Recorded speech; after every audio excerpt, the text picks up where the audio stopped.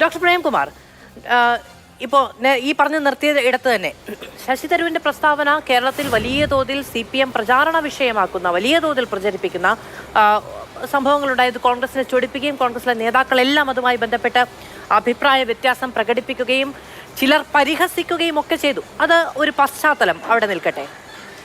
ഇപ്പോൾ ഈ ഇന്റർവ്യൂവുമായിട്ട് ബന്ധപ്പെട്ടിട്ടാണെങ്കിലും ഞാൻ ശ്രീ മോഹൻ വർഗീസിനോട് ചോദിച്ചു, ഈ വിവാദങ്ങളൊക്കെ ഇവിടെ നിൽക്കുമ്പോൾ, ഈ ചർച്ചകൾ മുഴുവൻ നടക്കുമ്പോൾ, അത് ഒരു പാർട്ടിയുടെ ഈ പറയുന്ന സംഘടനാ ശ്രേണിയെ, ശേഷിയെ ഒക്കെ ബാധിക്കുമ്പോൾ, നേതാക്കൾ നേരിട്ടതുമായി ബന്ധപ്പെട്ട അഭിപ്രായ വ്യത്യാസം പ്രകടിപ്പിക്കുമ്പോഴൊക്കെ ഒരു മിനിമം ഉത്തരവാദിത്തം, ഞാനിതല്ല പറഞ്ഞത് എന്ന നിലയ്ക്ക് ഇത് ചോദ്യം ചെയ്യപ്പെടുന്നത് അവനവനെ കൂടിയാണല്ലോ എന്ന അർത്ഥത്തിലെങ്കിലും പ്രതികരിക്കാനുള്ള ഒരു തയ്യാറെടുപ്പ് അദ്ദേഹത്തിന്റെ ഭാഗത്തുനിന്ന് ഉണ്ടാവേണ്ടതായിരുന്നില്ലേ? അതല്ലെങ്കിൽ അദ്ദേഹത്തിന് ഒരു ലക്ഷ്യമുണ്ട് എന്നത് വിചാരിക്കേണ്ടതല്ലേ? തീർച്ചയായിട്ടും CPIMന്റെ ആളുകൾ ശശി തരൂരിന്റെ പ്രസ്താവനയെ ആഘോഷിച്ചത് കേരളത്തിൽ ഒരു സ്റ്റാർട്ടപ്പ് ഇക്കോസിസ്റ്റം ഫ്രണ്ട്ലി ആയിട്ടുള്ള, ബിസിനസ് ഫ്രണ്ട്ലി ആയിട്ടുള്ള അറ്റ്മോസ്ഫിയർ ഉണ്ട് എന്ന് അന്താരാഷ്ട്ര പഠനങ്ങളെയും എന്താ പറയുക, നീതി ആയോഗിൻ്റെയും ഒക്കെ റിപ്പോർട്ട്സ് ഇല്ലസ്ട്രേറ്റ് ചെയ്തുകൊണ്ട് അദ്ദേഹം ദ ന്യൂ ഇന്ത്യൻ എക്സ്പ്രസിൻ്റെ OPED പേജിൽ എഴുതിയ ആർട്ടിക്കിളുമായി ബന്ധപ്പെട്ടിട്ടാണ്. രണ്ടാമത്തെ ഇൻ്റർവ്യൂവിൻ്റെ കാര്യത്തിൽ CPMന്റെ നേതാക്കന്മാരും തന്നെ എന്താ പറയുക റെസ്പോണ്ട് ചെയ്തായിട്ട് ഞാൻ കണ്ടിട്ടില്ല. നിങ്ങളുടെ മധുവിൻ്റെ ടൈറ്റിൽ അനുസരിച്ചിട്ടാണെങ്കിൽ കോൺഗ്രസിന് ശശി തരൂരിന് വേണ്ടേ എന്നാണ് ചോദ്യമെങ്കിൽ വേണ്ട എന്നൊന്നും കോൺഗ്രസ് പറഞ്ഞിട്ടില്ല. പക്ഷേ ശശി തരൂർ പറയുന്ന രീതിയിൽ വേണ്ട എന്നുള്ളതാണ്. അത്രയ്ക്ക് കാറ്റ് വേണ്ട എന്ന് ശ്രീനിവാസൻ പറയുന്ന പോലെ ശശി തരൂർ വേണം, പക്ഷേ AICC പ്രസിഡന്റ് ആവണം എന്ന് പറഞ്ഞാൽ വേണ്ട, KPCC പ്രസിഡന്റ് ആവണം എന്ന് പറഞ്ഞാൽ വേണ്ട, അടുത്ത ഇലക്ഷനിൽ കേരളത്തിൽ കോൺഗ്രസിനെയും UDFനെയും ഞാൻ നയിക്കാം എന്ന് പറഞ്ഞാലും വേണ്ട. അത് വേണ്ടാത്ത കാര്യമാണെന്ന് എനിക്ക് തോന്നുന്നു. കാരണം എന്താണെന്ന് വെച്ചാൽ ഇലക്ഷനിൽ കോൺഗ്രസിനെ നയിച്ചു കഴിഞ്ഞിട്ട് അടുത്ത പ്രതിപക്ഷ നേതാവാകാൻ ഒരു തരത്തിൽ യോഗ്യനല്ല Tharoor leader of opposition Kerala എന്നുള്ളത് വളരെ മോശം ഒരു ടാഗ് ആയിരിക്കും അദ്ദേഹത്തിന്. അതുകൊണ്ട് ആ സാഹസത്തിലേക്ക് അദ്ദേഹം ഇറങ്ങരുതെന്ന് ഞാൻ വിചാരിക്കുന്നത്. പിന്നെ സണ്ണിക്കുട്ടി എബ്രഹാം വളരെ കൃത്യമായിട്ട് കോൺഗ്രസ് പൊളിറ്റിക്സിൻ്റെ ആ ഒരു സ്പിരിറ്റ് ഉൾക്കൊണ്ട് പക്ഷേ ഇമ്പാർഷ്യലായിട്ട് പറയുന്ന ആളാണ് ഞാൻ വിചാരിക്കുന്നു. അദ്ദേഹം പറഞ്ഞതിലൂടെ ഞാൻ യോജിക്കുകയാണ്. കാരണം നിങ്ങളൊരു പാർട്ടിയിലെ ഉത്തരവാദപ്പെട്ട സ്ഥാനത്തിരിക്കുകയും കോൺഗ്രസ് വർക്കിംഗ് കമ്മിറ്റി മെമ്പറാണ് ശശി തരൂർ, 3 തവണ MP ആയിരുന്ന ആളാണ്. അതിനുള്ളിൽ ഇരുന്നു കൊണ്ട് ആ പാർട്ടിയുടെ നിലപാടുകൾക്കൊക്കെ എതിരെ വർത്താനം പറഞ്ഞിട്ട് അതിൻ്റെ മുകളിൽ നിന്നിട്ട് മീഡിയയുടെയും അതിനെ പുറത്തുള്ള ആളുകളുടെയൊക്കെ സപ്പോർട്ട് സ്വീകരിക്കുന്നത് അത് ഏത് പാർട്ടിയിലായിരുന്നാലും ഒരു ആശാസ്യമായ ഒരു പരിപാടിയല്ല. സത്യത്തിൽ തരൂരിന് അദ്ദേഹത്തിന്റെ ആഗ്രഹം എന്ന് പറയുന്നത് അദ്ദേഹത്തിന് ഇലക്ഷനെ നയിക്കാൻ കഴിയണം, ഈ പറയുന്ന മുഖ്യമന്ത്രി സ്ഥാനാർത്ഥികളുടെ പട്ടികയിലേക്ക് വരണം എന്നുള്ളതൊക്കെയാണ്. അങ്ങൊരു ഇടത് സഹയാത്രികൻ എന്ന ലേബലിൽ ഇരിക്കുമ്പോൾ അങ്ങേക്ക് അദ്ദേഹം പ്രതിപക്ഷ നേതാവായി ഇരിക്കുന്ന ഒരു കാലത്തെക്കുറിച്ചാണ് പറയാൻ കഴിയുകയും ചെയ്യുന്നത്. എന്നിരുന്നാലും ശരി, ഇനി അങ്ങയുടെ ആ കാഴ്ചപ്പാടിൽ ഇരുന്നു കൊണ്ട് തന്നെ നമുക്ക് പറയാം, പ്രതിപക്ഷ നേതാവായിരുന്നിട്ട് ഞാൻ ഒരു കോൺഗ്രസ്സുകാരനല്ല, എനിക്കതിന്റെ ചട്ടക്കൂടിൽ നിന്ന് പ്രവർത്തിക്കാൻ കഴിയില്ല എന്ന് തരൂർ പറഞ്ഞാൽ ആകെ പെട്ടുപോവില്ലേ കോൺഗ്രസ്സുകാർ? അല്ല, അത് മാത്രമല്ല, ശശി തരൂർ ഈ പറഞ്ഞ പോലെ ഒരു കോസ്മോപൊളിറ്റൻ ആണ്, സംശയമൊന്നുമില്ല. ഗംഭീരമായിട്ട് ഇന്ത്യൻ ഹിസ്റ്ററിയും വേൾഡ് ഹിസ്റ്ററിയും ഒക്കെ പഠിച്ച് മനഃപ്പാടമാക്കിയ ആളാണ്, നല്ല വായനക്കാരനാണ്, ഒക്കെ ശരിയാണ്.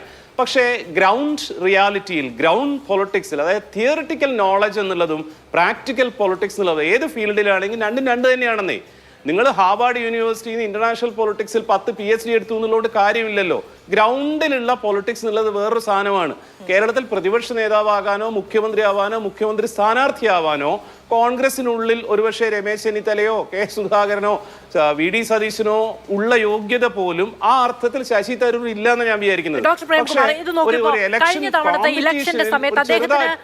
അദ്ദേഹത്തിന് എൻ ബ്ലോക്കായി വോട്ട് കിട്ടുകയും അദ്ദേഹത്തിന് വിജയത്തിന് തന്നെ കാരണമാവുകയും ചെയ്തൊക്കെ തീരദേശ മേഖലയിൽ നിന്നുള്ള വോട്ടുകളാണ് കോൺഗ്രസിനെ ഏറ്റവും കൂടുതൽ വിശ്വസിച്ച വോട്ട് എന്ന് പറയുന്നത്.